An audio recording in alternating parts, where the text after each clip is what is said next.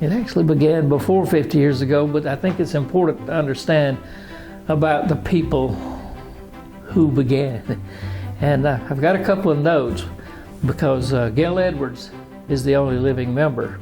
This was at the time of the Vietnam War, the British invasion. Gail was moving to Anderson. She attended a poetry course in Columbia. The teacher asked, was there anyone from Anderson? And she says, I'm not, but I'm moving there next week. She said, would you take this book to Eunice Sullivan Pratt? She accidentally left this in my class last week. She brought it, got in touch with, got invited to come over. She said, would you like to come? Do you like poetry? Anyway, she invited her to come to a meeting. They had already started getting together, 4 people, Eunice, now Gail, Francis Mims, who taught it. It was Anderson College, junior college, right? Yeah. They began meeting in different ones' homes or restaurants.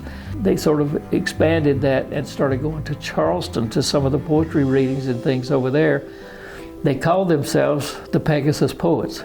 That's what they called themselves. And Dr. Mims published a book of their poetry. They would get together, write stuff, just get together, serve cookies in the home.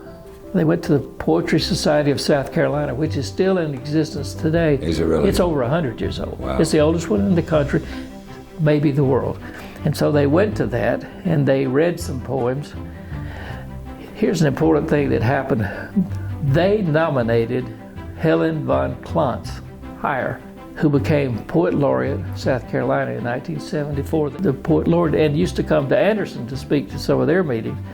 And they nominated them through Governor John West. Yep.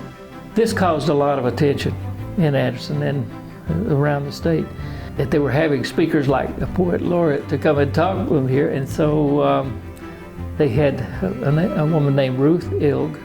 Her son was born here. She helped them set up a guild that everyone could go to.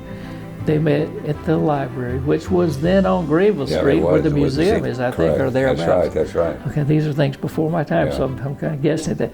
But they met over there for the first 2 meetings and actually put together a little charter, some things, and opened the door to some people to start coming to those meetings. And at that point, they decided that they would be Anderson Writers Guild, not the Foothills, but the Anderson Writers Guild. And they kept that name for 11 years. Okay. And they had people from mostly Anderson, but most of them were poets. And there was some clamoring to go beyond that. Then it became the Foothills Authors Guild to open that up. And then they wanted the Foothills in there. They said, okay, we people from Clemson, you could come, or one of the other Pickens, and they had some who came. And that went on for about 8 years. And in '93, they said, well, we're just going to become Foothills Writers Guild with no apostrophe. And for the last 31 years, that's what they've been. One thing we do is we give scholarships every year. We give 2 to Anderson University. We give 1 to Tri-County Teachers College. We give 1 to T.L. Hanna High School. The teachers pick their, not necessarily the one with the highest grades, but the one that really feels like they're on a journey, and 1 to Westside.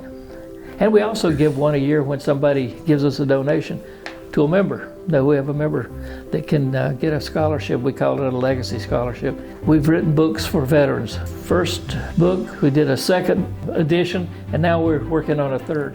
That'll come out this year. All that money goes to the Vets Helping Vets organization.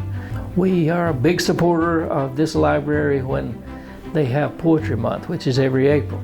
Our members are active in charities and church programs about holidays. They made masks during the pandemic. We've done things where the people who benefited from our sale of our books were Cancer Association of Anderson, the Women's Club of Anderson.